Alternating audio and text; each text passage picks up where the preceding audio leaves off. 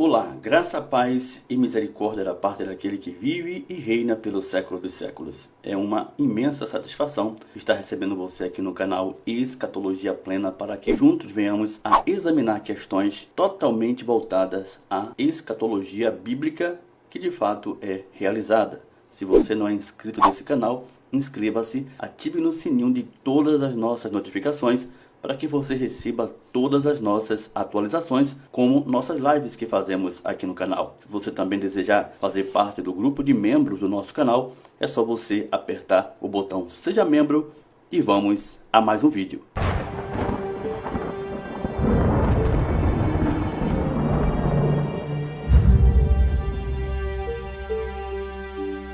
Muito bem. Nessa oportunidade, queremos tratar da questão do Evangelho. Se o Evangelho foi pregado em todo o mundo antes de 70, qual é então a nossa perspectiva do reino de Deus após o Templo de Jerusalém ter caído? Uma vez que o Evangelho foi ministrado e o fim veio a acontecer, tudo que estava escrito na lei dos profetas já foram realizadas, já se consumaram. Qual é a necessidade hoje do Evangelho de Cristo ser pregado às nações? Então vamos a essa questão.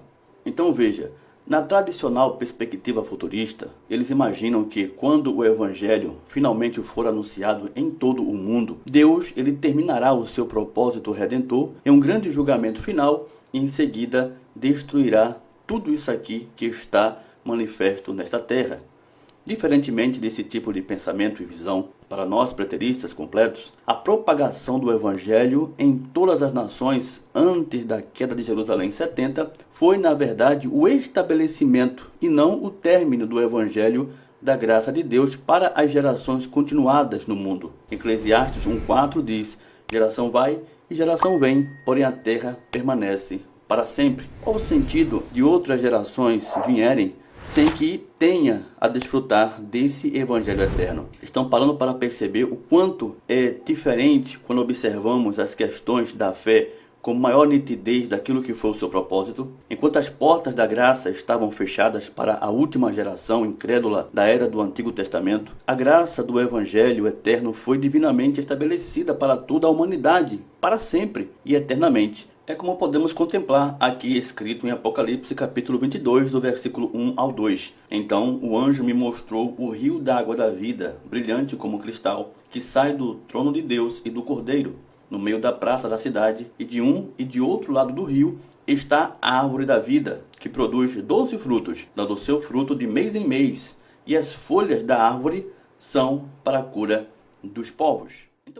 Então veja, faria sentido se não houvesse mais a pregação do Evangelho pelo fato de ser restritamente aos incrédulos do primeiro século, da primeira dispensação, ou para a cura dos povos, aqueles que ainda deveriam ouvir a respeito de Deus e da sua obra? Esse texto é interessante porque a narrativa ela é feita uma vez que o reino de Deus tinha sido estabelecido. O anjo mostra o rio da água da vida, brilhante como um cristal, que sai do trono de Deus e do Cordeiro, no meio da praça da cidade. Ele vê João, a árvore da vida, que é uma tipificação do Senhor Jesus, cujas suas folhas são para a cura dos povos, ou seja, se refere ao Evangelho sendo pregado para a cura daqueles que precisam de cura, cura da alma, cura espiritual.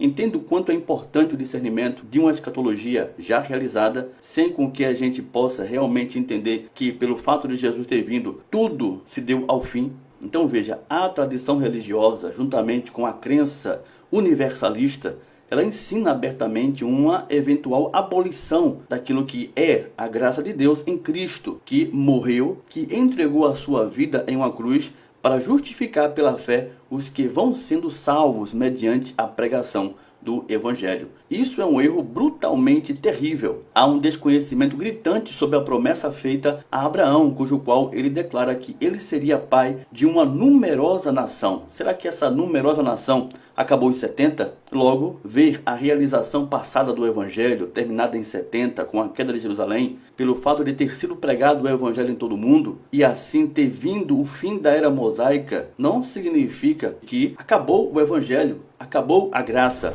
ou acabou a fé. Não, absolutamente não. O louvor, a glória e a ampliação do Evangelho de Deus, o Evangelho eterno, da graça de Cristo na terra para proclamação a todas as gerações continua de pé, ávida para a glória do Senhor. Em Efésios capítulo 3, no versículo 21, o apóstolo Paulo ele fala algo muito interessante acerca dessa questão. A ele seja a glória na igreja e em Cristo Jesus por todas as gerações, para todo sempre. Amém. Veja que coisa interessante essa passagem do apóstolo Paulo. A glória de Cristo em todas as gerações na igreja para todo o sempre. Ou seja, qual o sentido do evangelho eterno deixar de ser eterno por conta de Jesus ter vindo em 70? Isso é totalmente sem noção. Imagine as gerações se renovando e Cristo, a salvação, a justificação pela fé somente, a nova aliança, ficando no esquecimento para sempre.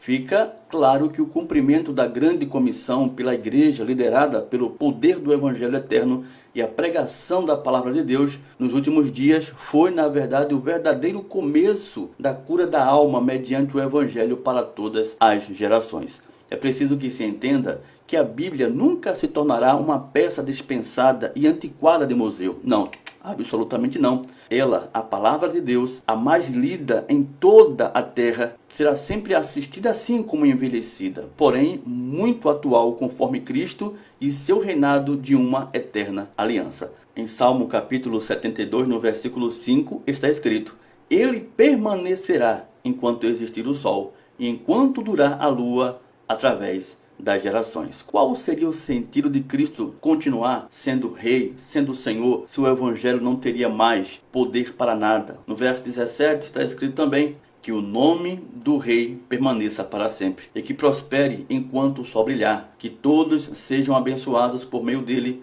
e que todas as nações lhe chamem bem-aventurado. Se você gostou, curta, compartilhe, leve essa informação importante para aqueles que carecem devido à falta do conhecimento da verdade do Evangelho. E se você puder também, não deixe de colaborar manifestando assim o seu comentário. É muito importante também para que outras pessoas recebam de você o feedback dessa importante informação que trouxemos nesse vídeo. Obrigado mais uma vez, fique na paz de Cristo e até a próxima oportunidade, querendo Deus, em nome de Jesus. Graça e paz.